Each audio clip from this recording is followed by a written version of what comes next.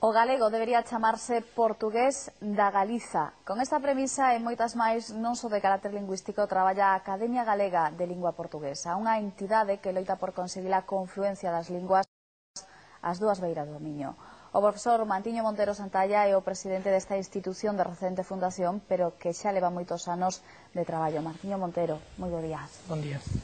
O primeiro, integrar o galego dentro do portugués non sería quitarlle entidade ao noso idioma, entidade que leva adquirindo durante xa moitos anos?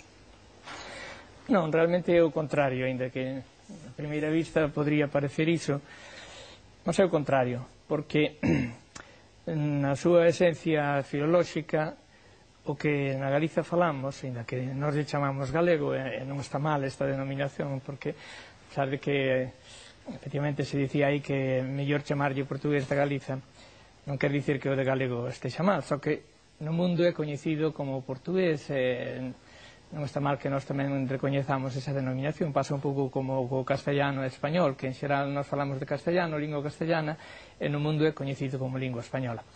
Ben, entón, voltando á pregunta, realmente non é renunciar a nada do que é auténticamente galego en cuestión de lingua, mas ao contrario, é recuperar o que é máis auténtico do noso ser lingüístico, que neste momento en grande medida está bastante castellanizado pola nosa historia lingüística, que foi moi complexa, moi dependente da presión do castellano, como é sabido.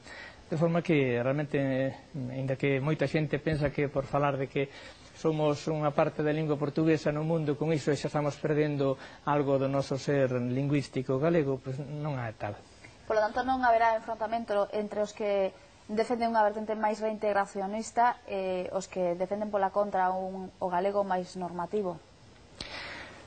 Sí, realmente hai unha certa diferenza de concepción lingüística, sobre todo se hai xente que cree que o galego debe ser unha lingua independente do portugués, que iso é o que realmente non se pode admitir, que desde o punto de vista nen filolóxico nen sequer de política lingüística, porque admitir que hoxe no século XXI se pode facer unha lingua independente tendo en conta a dimensión global que ten no noso mundo o cultivo das linguas, tendo en conta ademais a nosa situación tan problemática desde o punto de vista sociolóxico da lingua, realmente sería un camiño sen saída, sería un pouco o suicidio do galego, que é o que creemos. De feito, os que defendemos a unidade, xa o dicía Carballo Calero hai moitos anos, en fin.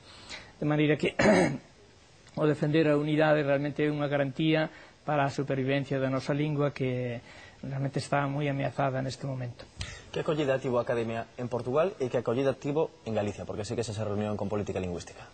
Sí, pois na Galiza, en primeiro lugar, pois hai de todo. Hai moita xente que se sente realmente solidaria desta idea, porque ademais corresponde á idea da tradición galeguista, de Castelao, de Murguía, de Risco, de tantos outros, non? De Carballo Calero, por exemplo. De forma que hai moita xente que sí, que ten unha reacción pois moi aberta, e mesmo cree que é un día de esperanza para a lingua. Hai outra que tal vez por desinformación ou por discrepancia tamén, pois, fin, ten unha reacción pois un pouco menos positiva. No mundo portugués e brasileiro a reacción de momento pois tamén está sendo moi positiva. De feito, tivemos un grande apoio das dúas academías, a Academia Portuguesa e a Academia Brasileira, estiveron presentes nese acto público de presentación aquí en Santiago, de forma que de momento pois a opinión no mundo portugués en xeral é moi positiva. E cal é a proposta da Academia en canto a fonética e a grafía? En canto á fonética, realmente non hai que cambiar moito, porque a fonética que temos na Galiza é unha fonética en xeral bastante correcta. Podría haber en algún caso algún tema que se pode discutir, mas en xeral é bastante correcta. Tampouco ten moita importancia, porque tamén nas demais linguas, no mesmo castellano, hai unhas grandes diferencias fonéticas entre o andaluz ou o que se fala en Burgos, xa hai unha gran diferencia, non digamos se vamos a Argentina. No campo da lingua escrita, polo contrario, aí sí que importa manter unha unidade sustancial. Non quer dicir que non podan existir tamén algúns elementos característicos dunha zona, mas en xeral a lingua escrita ten que ser unitaria, o que sucede en todas as linguas. Isto non pode provocar máis confusións entre os estudantes que constantemente están adaptándose ás novas normativas que se van aprobando? Máis confusión aínda? Creo que non hai que exagerar, realmente non houve os cambios que houve na normativa, moitas veces a xente exageros un poquinho, non foron como para provocar moita confusión. Neste caso, supón aprender un sistema ortográfico que é un pouco máis característico da nosa lingua, porque realmente hai que ter en conta que o sistema ortográfico que actualmente se ven usando para o galego é sustancialmente o sistema castellano. Entón, neste caso hai que aprender un pouquinho, pero, en fin, a experiencia demostra que non hai problema ningún, ao contrario. Os alumnos ven que con iso teñen aberto un camiño para o mundo portugués escrito, que de outra maneira a ortografía sempre fai un pouquiño como de fronteira, crea unhas dificultades que son ficticias, porque unha palabra escrita galiña, escrito con NH ou con ñ, se parece que son palabras diferentes, é a mesma palabra, evidentemente, de forma que máis ben provoca un sentimento de sentímonos máis na nosa casa cando lemos textos portugueses. A lingua é un vehículo de comunicación entre persoas, pero tamén entre negocios. E agora que a economía vai como vai, esta iniciativa tamén podría abrir as portas a Galicia ou a comunidade de países de lingua portuguesa, que é un mercado realmente moi importante. Como está esa iniciativa? E creo que incluso o goberno galego xa oficialmente se interesou por esta iniciativa. Sí, efectivamente, hai...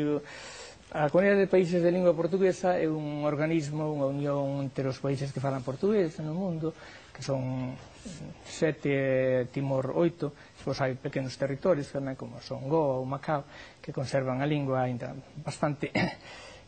A Comunidade de Países de Lingua Portuguesa é unha organización de carácter político-cultural, de forma que son os gobernos que participan aí, e que ten, sobre todo, unha finalidade máis ben cultural, ainda que tamén económica. Só que é difícil, claro, porque unir Brasil con Angola e con Portugal é da Unión Europea, Brasil é da Unión Americana, os outros son da Unión Africana, son mundos diferentes. É un pouco difícil a unión económica, mas polo menos no campo cultural, que afecta, por exemplo, a produción de libros e de todo, películas e todo o mundo cultural, aí sí que xa é máis fácil. E no económico tamén é unha porta sempre aberta, sí. Na Coruña, no día de onte, saíron á rúa moitas persoas, membros da Mesa pola Liberdade Lingüística, entre outras cousas, exixen o dereito de cada un a expresarse no seu idioma e falando unha coacción nas aulas galegas, coacción de promoción do galego. Pensa que isto é así? Non, eu creo que non hai tal coacción, ao contrario. O galego é a lingua nosa, a lingua propia, como dice o Estatuto, e necesita, vista a situación que se encontra, que está ameazado na súa supervivencia, necesita unha especial protección, por tanto, necesita tamén algunhas medidas políticas, senón evidentemente vai desaparecer, estamos vendo. De forma que todos defendemos o bilingüismo como unha cousa boa, na Galicia, pois, temos esa ventaxe, pero non quere dicir que non teñamos que apoiar o galego como lingua máis nosa e, por tanto, máis propia, que debemos dar, é o que dice o Estatuto, ademais, que merece unha particular protección, o galego por ser a lingua propia da Galicia. Que pasos van a dar na Academia agora? Unha vez que se está fundada, se está publicitada, máis ou menos, cales no que están a traballar? Hai bastante traballo que facer. Realmente as academias son sempre unha institución de carácter máis científico que traballa un pouco máis en silencio, con libros, e con, neste caso, pois, é cuestión de lingua, de léxico, de gramáticas. En fin, nese campo pois, estamos a traballar. Hai bastante que facer, mesmo, por exemplo, un primeiro traballo no campo do léxico, temos unhas solicitudes xa do mundo portugués e brasileiro de establecer cal é o léxico auténticamente galego, que non estexa castellanizado, que non estexa puramente localista, que mereza entrar nos dicionarios comuns portugueses e brasileiros, de forma que ese sea un traballo onde vamos a estar ocupados agora nos próximos tempos. Despois tamén, en fin, todo o campo que afecta á lingua, que hai moitos terrenos, tamén a literatura, hai que divulgar a nosa literatura no mundo portugués, e para iso necesita estar editada nunha ortografía sustancialmente unitaria, senón non van a entrar os portugueses a ler a nosa literatura se non é así. De forma que hai bastante traballo por diante. E cal é a postura da Dirección Xeral de Política Lingüística? A Dirección Xeral de Política Lingüística, nós naturalmente temos relación con eles, é unha postura pola nosa parte, desde logo, sempre de colaboración. Hai que tener en conta que é unha entidade política que está sometida ás leis do momento, de forma que ten que cumprir as leis, é evidente, non? Moi ben, moitas grazas, Martiño Montero, moitas grazas por atender esta chamada do Bos Días. Moitas grazas a vos.